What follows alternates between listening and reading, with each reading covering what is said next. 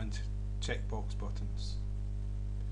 And what we've got on the screen here is I've put a checkbox on the toolbar and a radio button on the toolbar. And I've put radio buttons and checkboxes on the pane.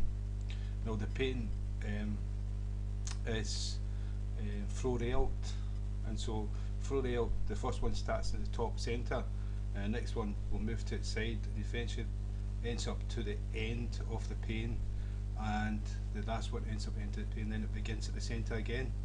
So that's a flow layout. There's different layouts, we're going to go into them. But a checkbox, normally a checkbox is you can only check one, and a radio button, no, checkbox you can check more than one, and a radio button you can only check one at a time. And so we're going to show you how to do that. You can do that with, in Java you can use the radio buttons and the checkboxes whatever way you want, but we want to do the conventions, and so we'll do the checkboxes. This way you can select more than one. I've got it at first just to show you that you can set it up just to select one, and I've got the radio buttons to show that you can select as many as you want, and that's not the way it's supposed to be. And these two are not part of these are separate, and that's a single checkbox. You can have a single checkbox or grouped with other ones, and you can have a single radio button not grouped with others. And the checkboxes and radio buttons are buttons, so that means they behave like buttons. And so that's what we're going to do. I'm going to take away the code and I'm going to rewrite the code. We'll start off with the checkboxes, and then after that we'll do the radio buttons. And so I'm going to pause it, take away the code and start from scratch. Okay, that's us took away the code, and what we're going to do first, we're going to add a checkbox to the toolbar and a radio button to the toolbar. That's the first thing we're going to do.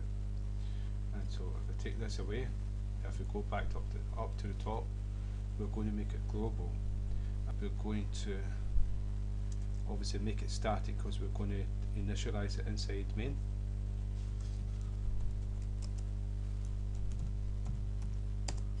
And the first one we're going to do is a checkbox, so it's J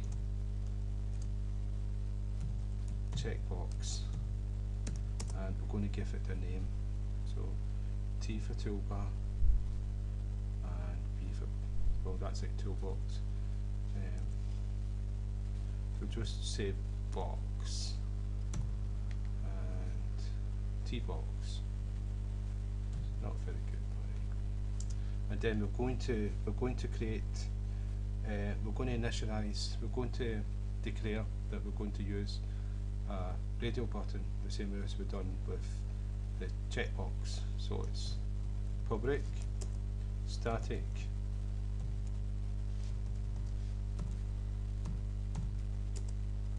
J radio button. Remember, both of these are buttons, and so what we'll do is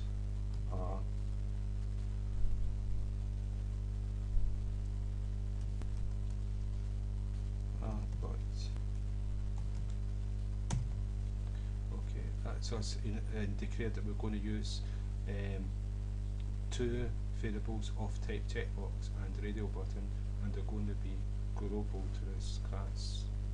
And so if we come down after text field here, so we called it tbox equals new j check box, and it's a constructor. And what we're going to do is we're going to give it the text, the string that this checkbox is going to send, the message it's going to give to the user. Say like, click me and so there's a reason for them wanting to check this checkbox. So you'll have a string or a sentence or a word with a statement saying tick me if you think, etc., something like that. And so this piece of string is what's going to appear at the text box. So I'm just going to say what, just for the sake of it, what I've done last time. And now it's a radio button, and we called it but equals new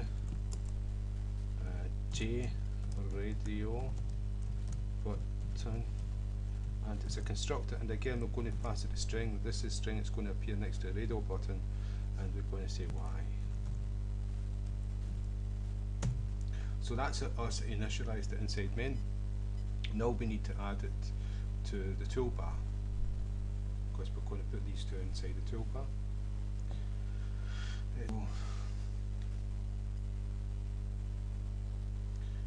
Toolbar's up here, and so it's tb.add, and we want to add component, and what we want to add, we want to add a t-box, couldn't remember, and tb.add component. So that's M2 added. We've not added listeners to them to do something, but we will do this. And so what I'll do is save, and run the program. And what you can see is now we've got inside the toolbar, we've got a checkbox and a radio button, and we can change the state of them whenever we want.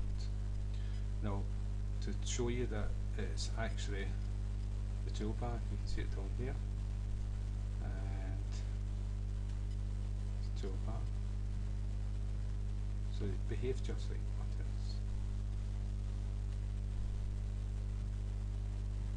and we can put it outside.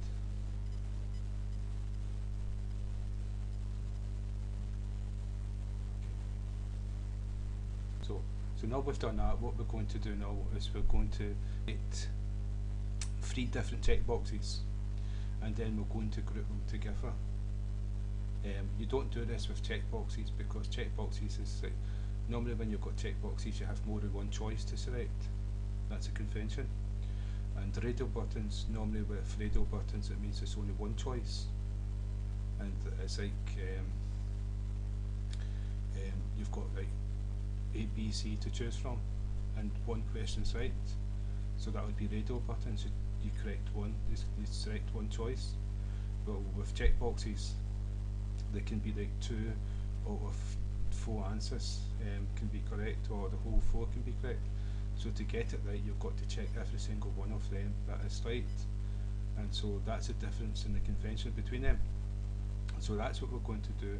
But we're going to do it wrong first. We're going to group the checkboxes together, and we'll come back up here, and what we're going to do is the checkboxes, I'm going to make 4 of them,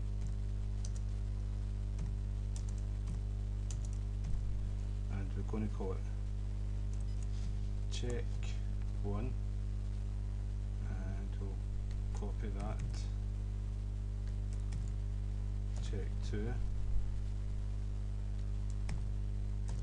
check 3, and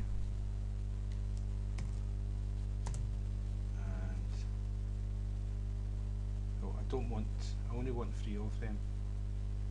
Don't want to be too greedy. Now that we've declared these variables of J checkbox type, we want to initialize them in main, because it's start. That's why we made it static. And so what we can do is we can initialize them here if we want. And so it was called check. Well, we can actually just do this. Check 1 equals new J check